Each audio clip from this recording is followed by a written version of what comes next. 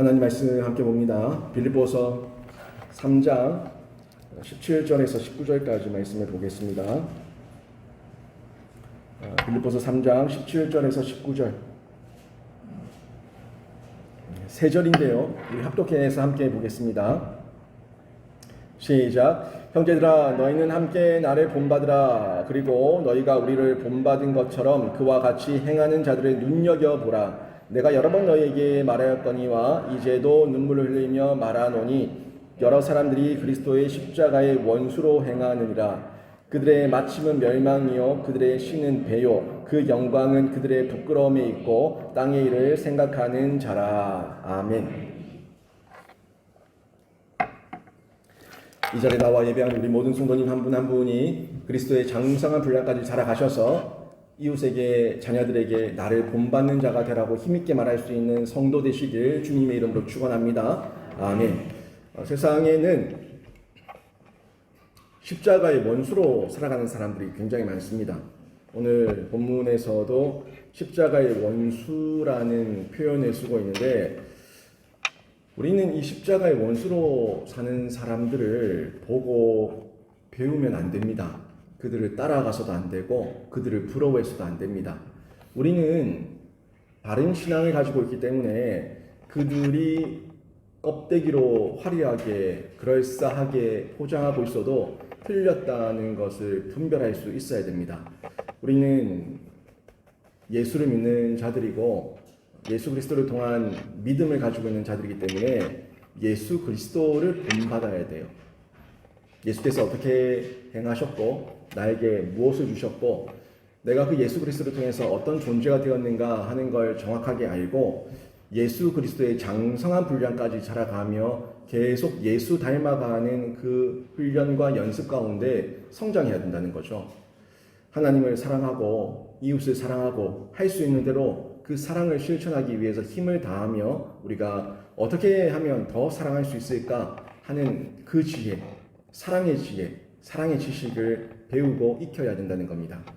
이때 우리가 십자가의 원수된 사람들을 본받지 않는 정도가 아니라 십자가의 원수된 사람들을 다시금 하나님의 사람으로 끌어들일 수가 있어요. 세상에 보면 십자가의 원수된 사람들이 굉장히 많은데 예수 없이 살죠. 십자가 없이 삽니다. 그들은 예수를 모르고요.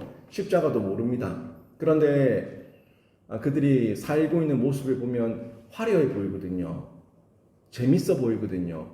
향락과 쾌락 가운데 자기 마음대로 자기 본능대로 살아가는 게 참 재밌겠다라는 이런 육신의 정욕, 안목의 정욕, 이생의 자랑의 그 유혹이 우리한테도 있거든요. 그걸 보고 우리가 따라가면 안 된다는 거죠. 따라가지 않는 정도가 아니라 그들이 느끼지 못하고 있는 죄책감, 그들이 깨닫지 못하고 있는 그 예수와 십자가를 알려줘서 그들이 예수를 믿을 수 있도록 우리가 끌어줘야 된다는 겁니다. 그들을 도와줘야 된다는 거예요. 근데 도와줘야 될 교회가 세상을 따라가고 이 세상에 복음을 전해서 그들을 구원해내야 될 성도들이 그들과 함께 허랑방탕한 길을 걸어간다면 누가 복음 전하고 누가 구원의 통로가 되고 또 전도자가 됩니까? 우리가 그들을 따라가면 안 되고 부러워해서는 안 됩니다. 오늘 바울이 그런 의미에서 말씀을 전달해 주고 있는데 저희가 사실 뭐 누군가를 돕는다, 세상을 돕는다, 예수 믿지 않는 불신 이웃을 돕는다, 이 돕는다는 것 여러 면에서 생각해 볼 수가 있는데 뭐 실제적으로 도울 수가 있겠죠. 뭐 실제적으로 가서 어떤 힘이 되어주고 물질적으로 구제해주고 뭐 이런 면으로도 도울 수 있겠지만 보여주는 본으로 도울 수가 있어요. 보여주는 본, 보여주는 본, 이 본으로 도울 수가 있다는 겁니다. 여러분이 힘있게 살아내고 여러분이 즐겁게 감사함으로 살아낼 때에 세상 사람들은 자기들이 사는 방식대로 살다가 흔들릴 때가 있거든요. 내 욕심대로 안 되고 내 계획대로 안 되고 내 생각대로 안 되고 내 마음대로 안 되는 중에 늘 원망, 시기, 질투 가운데 마음이 힘들고 어려울 때가 있는데 정말 예수 잘 믿는 어떤 사람을 봤더니 이 사람은 늘 즐겁고 기쁨과 감사가 늘 있는 거예요. 그래서 신기해지는 거죠. 아니 저 사람은 도대체 왜 저렇게 감사하고 기쁘고 얼굴에 미소가 있고 행복해 보이지? 내가 보기에는 별거 없는데 차도 내보다 못난 차 타고 있고 집도 나보다 좁고 월급도 나보다 작고 학력도 나보다 짧고 아니 나보다 잘난 게 아무것도 없는데 왜 저 사람은 저렇게 싱글벙글하지? 하는 이런 모습. 사실 이거 우리가 뭘 가서 물리적으로 도와주고는 아무것도 없잖아요. 그냥 내 있는 일터에서 내 삶의 현장에서 그냥 예수와 동행하는 가운데 살아냈어요. 살아내는 가운데 내 안에 은혜가 있고 사랑이 있으니까 그냥 그 미소가 얼굴에 번진 거예요. 근데 이게 그 세상 사람들한테 도전이 되고 본이 될 수 있다는 거예요. 그 사람들에게 다른 길이 있다. 다른 기쁨이 있다. 다른 행복이 있다는 것을 보여줘서 그들이 도전받아서 당신이 믿는 예수 나도 한번 믿고 싶고 당신이 나가는 교회 당신이 그 말씀을 붙들고 있는 그 언약 나도 나의 언약이 되고 싶다. 나의 예수가 되고 싶고 나도 그 교회 가서 말씀 한번 듣고 싶다 하는 이런 마음이 생길 수 있다는 거죠. 이게 도전이에요. 물리적으로 도와준 게 없지만 그들에게 본이 되어줘서 삶이 그런 게 아니야. 당신들처럼 사는 그 삶만이 세상 사는 삶이 아니고 진짜 행복한 삶이 있어 하는 걸 본으로 보여준 겁니다. 그런 면에서 우리가 또 다른 초신자들, 불신자들에게 내가 먼저 은혜 안에서 살아갈 때에 본이 된다는 것인데 이 본이 돕는 거예요. 물론 우리 성도들에게 신자의 최고의 본은 예수 그리스도입니다. 뭐 여기에 대해서는 누가 토를 달겠습니까? 그러나 이 예수를 만나기 전에 예수를 만난다는 게 사실 우리가 물리적으로 만나는 게 아니라 예수라는 분에 대해서 정보를 듣고 지식을 듣고 성경적인 깨달음을 지식적으로 듣고 난 다음에 성령께서 내 안에 임하셔서 만나게 하시면 믿어져 버리지 않습니까? 근데 이게 우리는 성령을 통해서 믿어졌으니까 만났다고 얘기하지만 예수님 만났다고 얘기하지만 초신자들, 불신자들 같은 경우에는 그런 성령도 예수에 대한 지식도 잘 없단 말이에요. 확보하지 않아요. 그런데 이런 사람들에게는 뭐가 보이냐면 눈에 보이는 본이 필요해요. 눈에 보이는 본. 다른 중직들이 어떻게 하는가, 다른 재직들이 어떻게 하는가, 다른 교사가 어떻게 하는가, 다른 예수 먼저 믿은 사람들이 어떻게 하는가, 이걸 보면서 그 사람들은 보고 배웁니다. 이게 본이에요. 근데 이 본이라는 게 그 사람들이 어떻게 해야 돼요? 어떻게 해야 돼요? 라고 따라다니면서 보고 배운 게 아니라 그냥 일상 가운데 넌지시 보고 배우는 거예요. 그러니까 우리가 일상 가운데 누군가에게 보여주기 위함은 아니지만 내가 먼저 은혜를 입어서 내가 먼저 살아내면 이 살아내는 게 그 누구에게도 영향력이 없는 게 아니라 내가 모를 뿐이지 다른 누군가에게 영향을 주고 있다는 거예요. 영향력이 됩니다. 반드시 됩니다. 분명히 됩니다. 여러분 저는 목회자지만 제가 목회자로서 본이 되기 위해서 제가 수고를 해야 돼요. 저는 제 마음대로 할 수 있지만 저한테는 가하지만 성도들에게 덕이 되지 않고 성도들을 시험하게 한다면 전 안 합니다. 안 합니다. 하면 안 돼요. 안 하는 게 맞겠죠. 우리 성도도 마찬가지예요. 나는 가하지만 내 후배들에게 또 다른 성도들에게 다른 교우들에게 그게 불편함을 주고 또 시험 들게 할 수 있다면 내가 스스로 절제하고 통제하는 거예요. 근데 이거를 막 억지로 왜 저렇게 다 나만 보고 있는 거야? 이런 마음이 아니라 내가 먼저 된 자니까 그렇게 세움 받았으니까 또 이것 또한 내가 해야 될 몫이구나 하는 그런 당연함으로 저는 하는 거예요. 그게 목사의 몫이겠죠. 목사가 왜 모든 성도들은 나만 쳐다보고 있어? 되게 부담스럽네. 너무 싫다. 이렇게 마음을 가지고 있으면 저는 못 살죠. 못 살죠. 정말 목사는 어항 속의 물고기 아닙니까? 어항 속의 물고기예요. 다들 그냥 투명한 어항 속에 그 돌아다니고 있는 저만 보고 있어요. 목사님 차가 있나 없나? 목사님이 지금 나갔나 안 나갔나? 또 교회 앞에 있으니까 너무 다 보여요. 제가 그런 데 막 돌아다니면 혹시라도 실수할까봐 가급적이면 안 돌아다니려고 가급적이면 안 돌아다니려고 이렇게 뭐 사실 말씀 준비할 것도 너무 바쁘기도 하고 그렇게 있어요. 근데 이게 우리가 그런 면에서 누군가에게 본이 된다는 거 이게 부담이 아니라 기쁨이 돼야 되는 거예요. 그래도 내가 이렇게 살아내고 또 억지로가 아니라 내 마음 가운데 자원함으로 살아낼 수 있다면, 이게 또 다른 사람의 본이 될 수 있다면 감사하게 제가 감당하기를 원합니다 하는 그런 마음이어야 되고, 또 심지어 나중에 그분들에게 정말 직설적으로 얘기할 때에 나를 본받는 자가 되라, 나를 본받는 자가 되라고 말해 줄 수 있을 만큼의 당당함, 이런 당당함으로 그 사람들에게 신앙의 본을 알려주고 가르쳐주고 전수해 줄 수 있다는 겁니다. 오늘 본문에 바울이 그런 의미로 이 말씀을 전하고 있는 거예요. 17절 말씀 보세요. 형제들아 너희는 함께 나를 본받으라. 형제들아 너희는 함께 나를 본받으라. 여러분, 이 말을 지금 어떻게 들으십니까? 사실 저희가 3장 쭉 다 봐봤지만 바울이 앞부분에서는 자기를 얘기할 때 어떻게 얘기했어요? 내가 뭔가를 이룬 것이 아니고 아직 얻은 것도 없고 아직 잡은 것도 아니기 때문에 나는 앞에 있는 표들을 향해 달려간다. 나는 이룬 것도 없다, 얻은 것도 없다, 잡은 것도 없다, 난 아무것도 아니다. 이렇게 얘기했어요. 그죠? 바울이 그렇게 얘기했어요. 있는 그대로 얘기한 겁니다. 나는 이룬 거 없다, 얻은 거 없다, 잡은 거 없다, 나는 그저 표대를 향해 달려간다. 이렇게 얘기했어요. 그러면 그렇게 말했을 때 이 말을 보면은 바울은 아무것도 아니에요. 바울은 정말 그 누구한테 나를 본받으라고 말할 만한 열매가 없는 사람이에요. 왜? 얻은 것도 없고 이룬 것도 없고 잡은 것도 없는데 뭘 본받으라고? 이뤄놓고 잡으라고 본받으라 해라. 잡아놓고 본받으라고 해라. 뭔가 얻어놓고 본받으라고 해라. 이렇게 말하지 않겠습니까? 근데 갑자기 뉘앙스가 바뀌었어요. 아무것도 이룬 것도 얻은 것도 잡은 것도 없다던 바울이 갑자기 19절에서 17절에서 나를 본받는 자가 되라고 얘기하고 있어요. 이렇게 보니까 야, 이 바울 말이 다르네. 앞뒤가 완전 다르네. 앞에서는 하나도 이룬 것도 없고 잡은 것도 없고 얻은 것도 없다더만 이제 와가지고 교만해져 가지고 나를 본받으라고 한다. 야, 이 사람 완전 이중인격자네. 왜 이렇게 볼 겁니까? 그런 내용이 아니잖아요.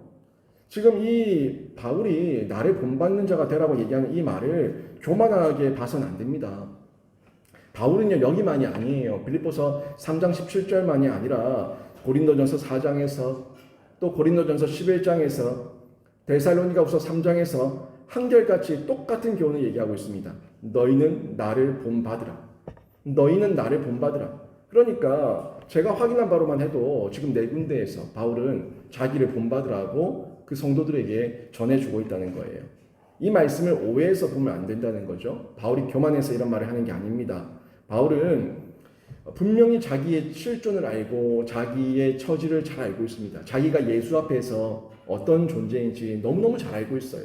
그래서 나는 이룬 것도 없고 잡은 것도 없고 얻은 것도 없다라고 얘기한 게 맞고요. 에베소서에서도 자기가 이렇게 얘기했어요. 나는 성도들 가운데 제일 작은 자보다 더 작은 자다. 많은 성도들 중에 가장 작은 성도, 그 성도보다 나는 더 작다. 그렇게 자기를 낮춰서 얘기했습니다. 그리고 디모데전서에서 나는 죄인 중에 괴수다라고 얘기했어요. 죄인들, 세상에 다 죄인이지만 나는 그 많고 많은 죄인들 중에 괴수다, 괴수. 그 정도로 말할 정도로 자신의 실존을 너무너무 잘 알고 있었어요. 그런 사람이 바울이기 때문에 바울이 교만해서 이런 말을 했다고 이해하면 안 되겠죠. 그렇다고 예수님과 동급으로 우리의 최고의 본은 예수 그리스도인데 자신을 예수님의 동급과 같이 올려서 예수를 본받으라가 아니라 나를 본받으라 그렇게 말하는 것도 아닙니다. 다 틀린 해석이에요. 바울이 그렇게 몰아세우면 안 되고요. 바울의 의도를 이해해야 돼요. 바울이 왜 나를 본받으라고 하는 얘기를 신약 성경에서 여러 번 반복해서 여러 교회 성도들에게 얘기하고 있는가 하는 면에서 그 의도를 이해해야 되는데 의도를 알기 위해서는 문맥을 봐야 돼요. 앞뒤의 문맥을 함께 봐야 된다는 겁니다. 바울은 죄인 중에 괴수로 정말 죄인 중에 괴수로 율법주의에 빠져서 예수 믿는 사람과 교회를 핍박하던 자 아닙니까?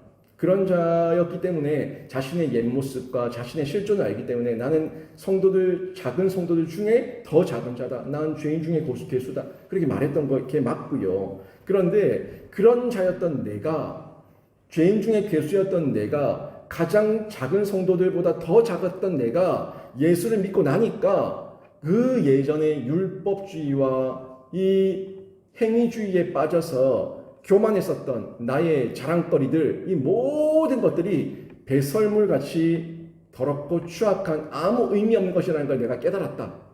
이거예요. 이 말을 하면서 그래서 내가 그 예수를 만나고 나니까 나의 그 옛날 모습들, 내 과거의 그 모든 추악한 모습들, 죄인 중에 괴수였고 가장 작은 자였고 아무것도 내세울 것도 없는 자였다. 그런데 내가 예수를 알고 나니까 예수님이 너무 좋고 그 예수님이 너무 크고 그 예수님의 사랑과 은혜가 너무 광대해서 예수를 알아도 더 알아도 채울 수가 없고 내가 완벽하게 모든 것을 알았다고 말할 수 없다. 이걸 깨달은 거죠. 그래서 자기가 어떻게 얘기합니까? 우리 지난번에 봤었던 3장 10절 11절 이 내용이지 않습니까?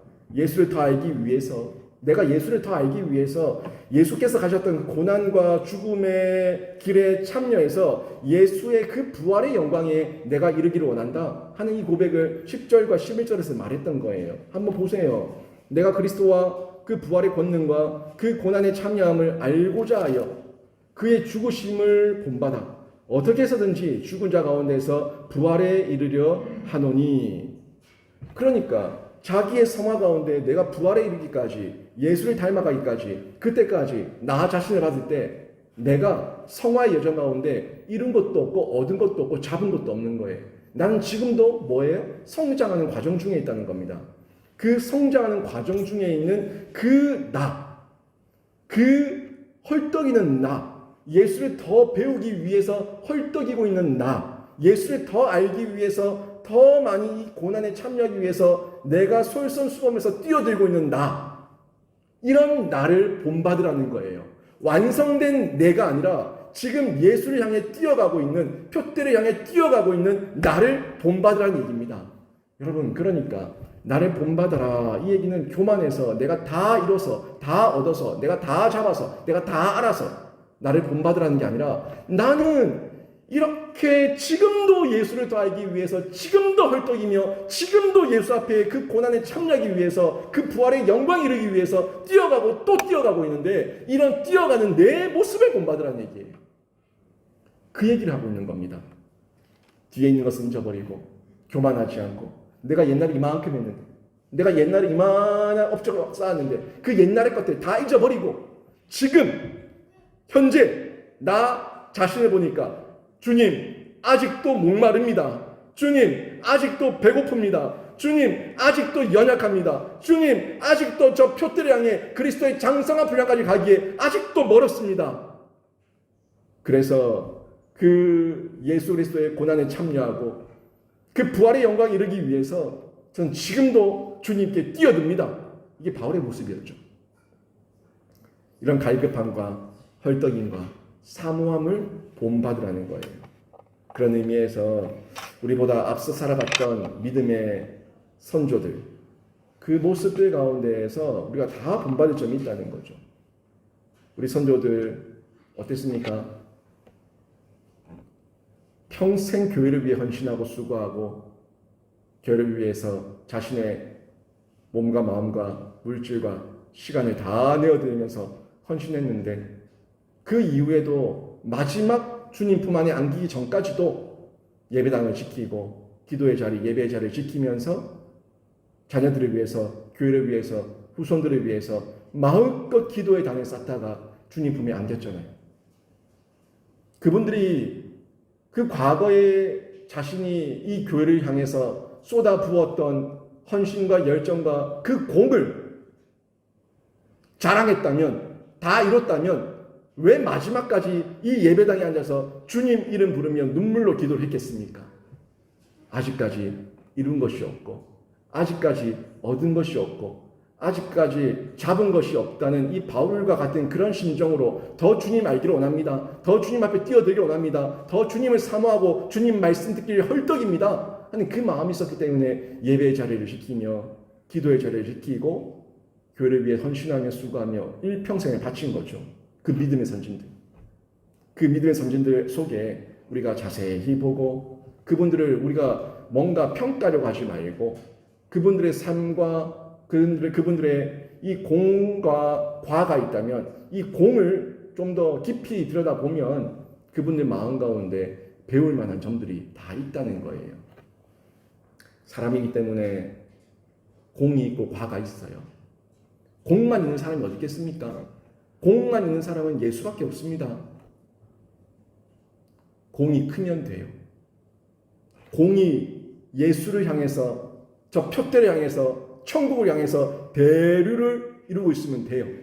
대류를 이루고 그 대류 가운데 그 강줄기를 이뤄서 흘러가고 있다가 약간 지류, 옆으로 새길 치는 그런 연약함과 부족함이 있었다고 하더라도 대류가 하나님께를 향하고 있으면 돼요. 그 인간이에요. 그 모습을 보고 우리가 배울 점이 있다면 배워야겠죠. 바울이 그런 의미에서 자신을 본받으라고. 바울에게 왜 연약함이 없겠습니까? 다윗에게도 있었고 모세에게도 있었고 아브라함에게도 있었고 모든 성경에 나온 인물들에게 연약함이 다 있는데 왜 바울에게 없겠습니까? 바울은 자신의 완벽함을 본받으라는 게 아닙니다. 자신이 예수를 향해서 어떤 마음의 자세로 예수를 의지하고 붙들고 있는가, 이걸 본받으라고 얘기하는 건데요. 17절 보니까 이 본받으라는 것이 자신만이 아님을 확인해 볼 수가 있습니다. 보세요. 다시 한번 17절 천천히 보세요. 형제들아, 너희는 함께 나를 본받으라. 그리고 너희가 우리를 본받은 것처럼 그와 같이 행하는 자들을 눈여겨보라. 보이세요? 형제들아, 너희는 함께 나를 본받으라. 그리고 너희가 우리를 본받은 것처럼, 자기만이 아닙니다. 나만 본받으라가 아닙니다. 예수님만 나만 본받으라 말할 수 있지, 바울은 그런 의도에서 본받으라가 아니에요. 예수님은 다 이루셨으니까 본이 되십니다. 바울은 다 이뤄서가 아니라 늘 부족함을 가지고 더 예수 알기 원하네 하는 그 심정이었기 때문에 그 모습을 본받으라는 거예요. 그리고 그 행실을 하는 많은 사람들, 그와 같이 행하는 자들을 어떻게 하라고요? 눈여겨보라. 눈여겨보라는 거예요. 여러분, 교회에서 저도 보이고요. 여러 교우들도 보이고요. 가정에 가면은 자녀도 보이고 부모도 보이고 여러 모습이 다 보입니다. 사람이라서 보입니다. 보이는데 여러분, 바울이 본받으라고 하는 그 본, 예수 사랑하고 예수 의지하고 예수 닮길 원하는 그 모습 본받으시고 세속적이고 십자가의 원수된 모습으로 비켜간 거 배우지 마시고 여러분의 눈에 바울처럼 사모함으로 하나님 앞에 더욱더 뛰어나가고 있는 그런 교우들과 성도들을 본받아서 여러분도 다른 사람들에게, 다른 이웃들에게 나를 본받으라. 이런 의도에서, 바울과 같은 의도에서 나를 본받으라고 말해줄 수 있는 그런 신자가 되시길 주님의 이름으로 축원합니다. 저희가 그런 이유에서 이 눈여겨보고 본받아야 되는 거예요. 나쁜 거 눈여겨보지 마시고 나중에 뒷담화하고 나중에 남 욕할 거 눈여겨보지 마시고 좋은 것들, 배워야 될 것들 눈여겨보셔서 여러분이 배우시라. 본받으시라. 또 여러분도 다른 이들에게 그런 본이 되어주셔서 나를 본받으라고 말해줄 수 있는 성도가 되라는 겁니다. 이어서 18절을 보세요. 이 18절을 보면은 한글 성경에는 빠져 있는데요. 18절 그 앞부분에 원어를 보면은 왜냐하면이라는 원어가 붙어 있어요. 그러니까 그와 같이 행하는 자들을 눈여겨보라. 그리고 왜냐하면 이러고 18절이 들어가는 거예요. 그러면 다시 한번 보세요. 왜냐하면 내가 여러 번 너에게 말하였거니와 이제도 눈물을 흘리며 말하노니 여러 사람들이 그리스도의 십자가의 원수로 행하느니라. 지금 왜 이 말을 이렇게 얘기하고 있는지, 나를 본받으라고 얘기하고 있는지 이해되십니까? 누구를 본받고 있어요? 이 사람들이 십자가의 원수된 자를 본받는 거예요. 그러니까 그들을 본받지 말고, 그들을 따라가지 말고, 그들의 행실을 너희가 흉내내지 말고 나를 본받는 자가 되라. 예수 앞에 부족함을 느끼는 나, 예수 앞에 더 닮기를 원하는 나, 예수 앞에 더 자라가기를 원하는 나를 본받는 자가 되라.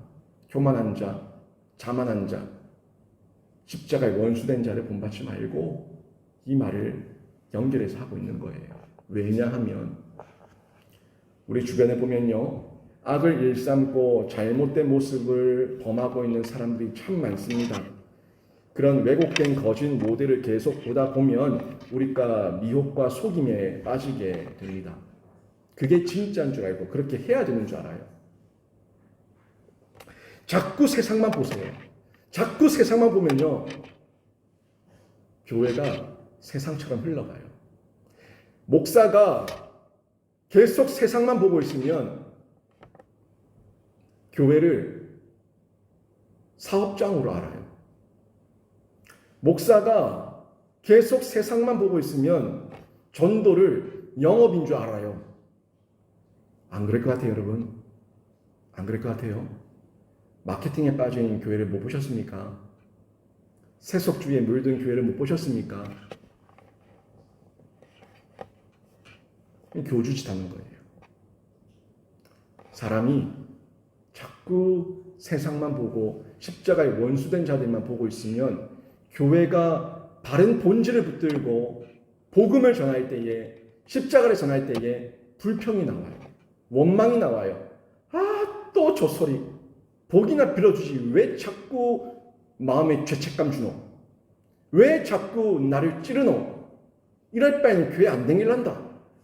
저 딴 데 가면 다 복 빌어주는데 왜 이 교회는 허구한 날 십자가가 어떻고 저떻고 죄가 어떻고 저떻고 왜 맨날 우리의 마음에 이 부담감만 주노? 이런 원망이 나오게 돼 있습니다. 세상은 복을 비니까. 세상은 다 복받기를 원하니까. 그게 다 미혹이고 속임이에요. 그래서 바른 모범을 붙들고 바른 본을 배우며 바르게 배우는 건 매우 중요합니다. 저는 그런 면에서 제가 목회를 하면서 저는 제 마음에 참 아쉬움이 많거든요. 하나님께서는 제가 원하는 목회 현장이나 제가 생각했던, 제가 바랬던 제 생각대로 제 목회의 길을 이끌어가지 않으셨어요. 근데 하나님께서 저에게 바로 배우게 하셨어요. 바로 배우게 하셨어요. 제가 부교육자로 있는 중에 담임 목사들을 몇 분 모셔봤는데 2명은 이상한 사람이었고 2명은 아주 바른 분이었어요. 근데 그 바른 분들 밑에서 10년이 넘는 시간에 배우게 하셨고 그 이상한 사람 목사 밑에서는 1년도 안 배우게 하셨거든요. 근데 그게 저는 굉장히 큰 은혜라고 생각을 해요. 그 짧은 1년 사이에 정말 세상에 한국교회에서 보기 힘든 정신나간 목사 2명을 만났거든요. 근데 그 목사들을 볼 때에 바르게 배웠던 제 목회의 모델이 있었기 때문에 부딪혔어요. 힘들었어요. 그게 이게 목회구나 하고 제가 받아들이지 않았어요. 이건 목회가 아니야 라고 제가 딱 거절하는 저를 발견했어요. 그 외에 다 원로가 되신 2분의 목사님은 저한테 진짜 목양이 뭔지, 목회가 뭔지, 목양 1년이 뭔지를 보여주셨던 분들이죠. 그런 면에서 내가 계속 오랜 기간 지속적으로 누구를 보고 배우냐라는 건 매우 중요합니다. 여러분의 자녀들이 가장 오랜 기간 보고 보는 누구일 것 같아요? 부모예요. 부모를 보고 배웁니다. 가장 오랜 기간 동안 보고 배웁니다. 두려워하셔야 돼요. 이건 정말 여러분 두려워하셔야 됩니다. 그 자녀들이 나도 싫어하는 내 모습, 나도 안 버려지는 내 모습, 그 모습을 그대로 배우고 있어요.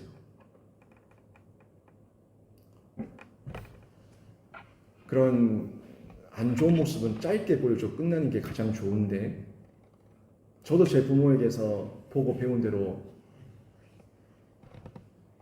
좋지 않은 모습도 있고 좋은 모습도 있지만, 그래도 정말 다행인 거는 제가 목회를 배우는 그 목회 훈련생이었던 부교육자 생활에 그런 목사 밑에서는 정말 짧게 배우게 하셨다는 거, 정말 짧게 보고 저러면 안 된다라는 것만 배우게 하셨어요. 그리고 정말 긴 시간은 이렇게 하는 거야 하는 걸 보여주셨어요. 이게 얼마나 큰 복인지 모릅니다. 여러분, 성수주의라는 거 자녀들에게 본이 되십시오. 성도들에게 본이 되십시오. 헌금생활하는 거 여러분에게 모범이 되시고 본이 되셔야 됩니다.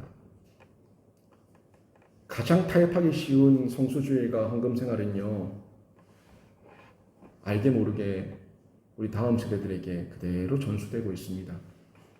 세상의 경제 논리를 따지고 세상의 경제적인 타협점을 찾아서 자기 합리화를 하며 주장하는 거, 이거 정말 그럴싸하거든요.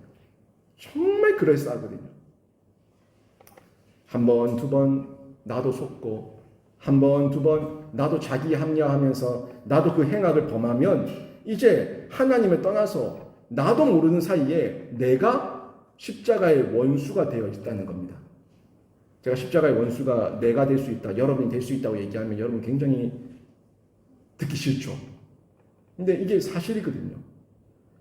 많은 성도들이 십자가의 원수가 될 수 있다고 얘기하면, 아유 목사님 그래도 그렇지 십자가의 원수까지 우리를 그렇게 치부하는 건 너무한 거 아닙니까? 라고 얘기할 수 있는데 과연 그럴까요? 십자가의 원수는 두 가지로 볼 수 있습니다.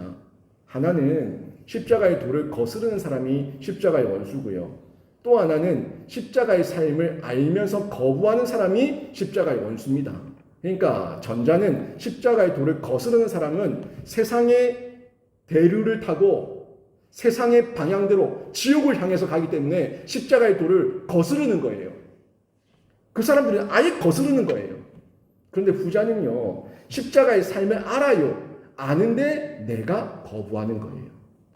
성경을 알아요. 목사를 통해서, 교회를 통해서 양육과 교육을 받았어요. 말씀을 들었어요. 그런데 그거는 목사 말이고, 아니 내 말이 아니고 성경 말씀이거든요. 성경 말이고, 아무튼 이런 식으로 받아들이며 스스로 십자가의 삶을 거부하는 사람들, 이들이 십자가의 원수입니다.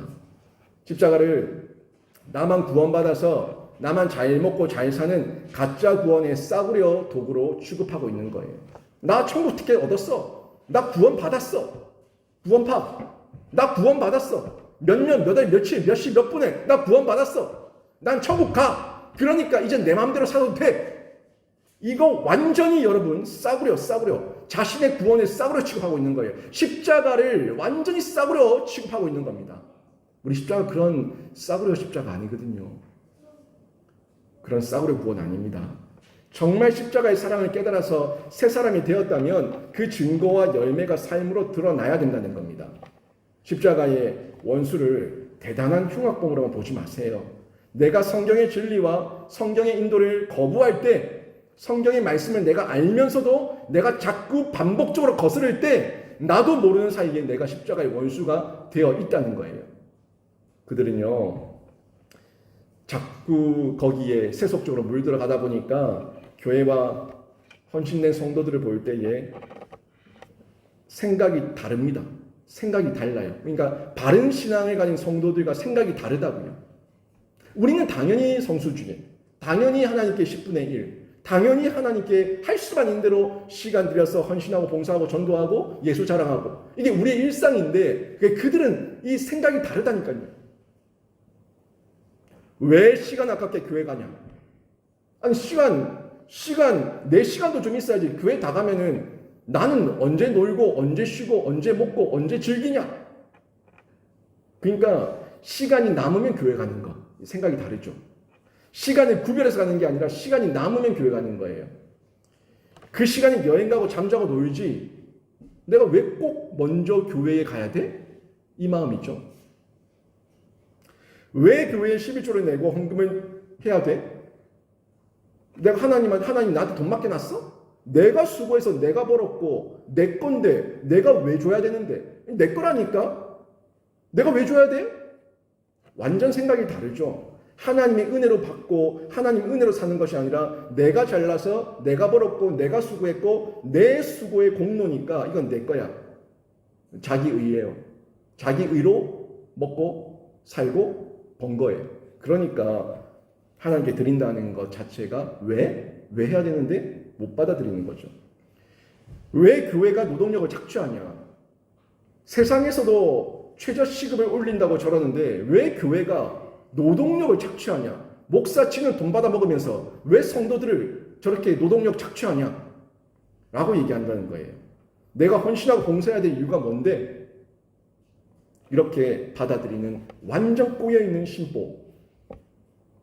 그리고 공격하면서 교회 헌금하면 목사가 다 가져간다. 목사가 다 잘 먹고 잘 산다. 목사는 돈 받으면서 일하고 왜 성도들한테는 노동력을 강요하냐. 이게 지금 세상의 미디어들이 교회를 보고 있는 시각이지 않습니까? 빗나간 목회자 가정, 일탈과 성폭력과 물질에 눈먼 목회자들의 일탈의 모습들을 마치 모든 목회자의 모습인 것처럼 비추면서 삐뚤어진 시각으로 교회를 조명하고 마치 모든 교회가 그런 것처럼 자꾸 매도하고 있는 매스컴, 드라마 이렇게 매도하고 있지 않습니까? 이게 세상이 교회를 보는 논리거든요. 항상 걸고 넘어져야 되는 목회자를 걸고 넘어져요. 그 논리가 틀렸잖아요. 그 논리에 우리가 젖어들면은 우리도 십자가의 원수가 되는 거예요. 제 아내가 저한테 그런 얘기를 하더라고요. 당신이 한 말이 당신에게 이후에 은퇴 때까지 틀이 될 거라고. 제가 바른 목회자상을 자꾸 얘기하니까 목회자 그러면 안 된다고. 맞아요. 제가 일부러 더 그래요.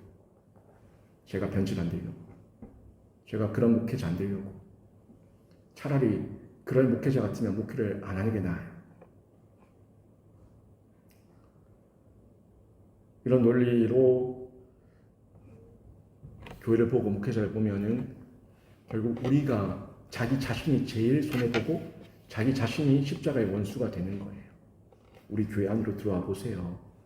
세상 한국 교회 여러 곳을 보세요. 그렇지 않은 교회 목사님들이 더 많아요.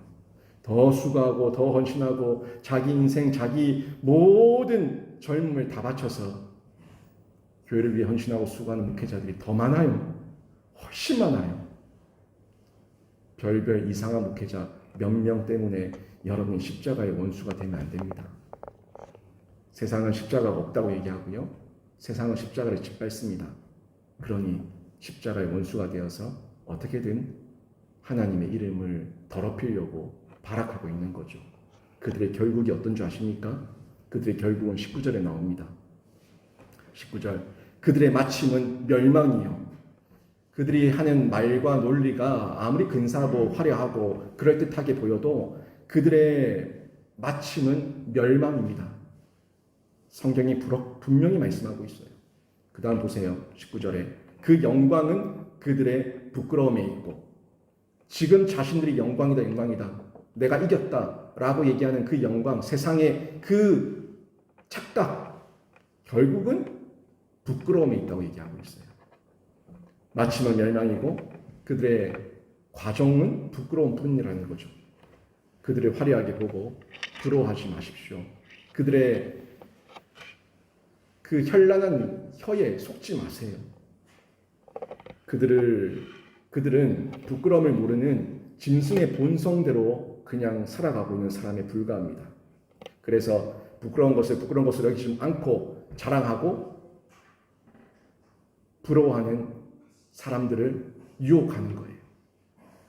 이사야 선지자도 이렇게 말씀했습니다. 이사야서 5장 20절에 악을 선하다 하며 선을 악하다 하며 흑암으로 광명을 삼으며 광명으로 흑암을 삼으며 쓴 것으로 단 것을 삼으며 단 것으로 쓴 것을 삼는 자들은 화 있을진저.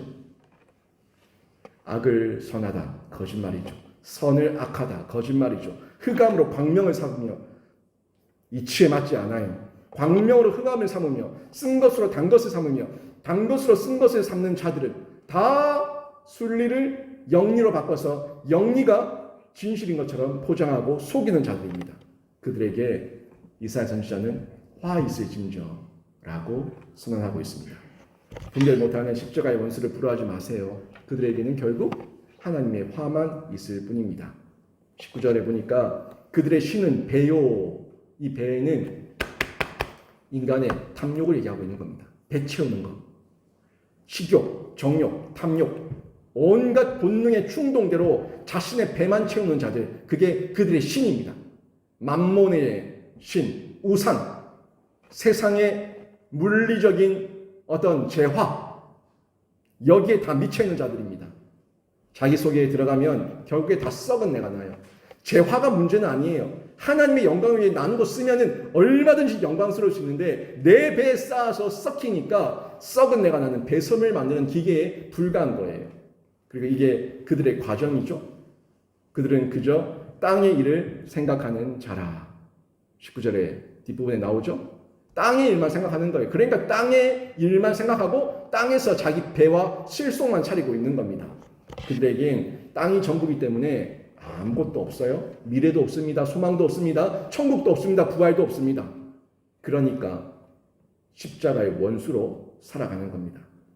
여러분, 오늘 본문이 바울을 통해서 나를 본받으라 말하는 그 의도 잘 기억하세요. 여러분의 자녀는 바른 신앙을 가진 여러분의 본받고 있습니까?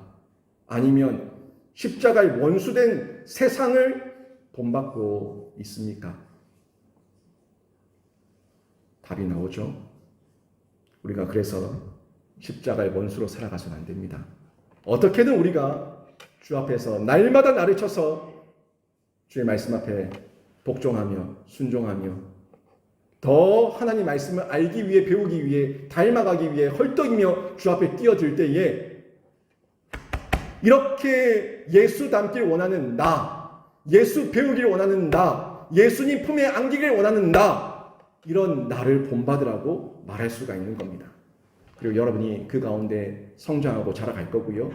여러분이 본받을 뿐만 아니라 또 다른 사람들에게 본이 되어서 그 사람들을 하나님의 자녀 될 수 있는 그런 통로가 되게 되는데 또 다른 사람이 여러분을 보고 본받으며 자라가게 될 겁니다.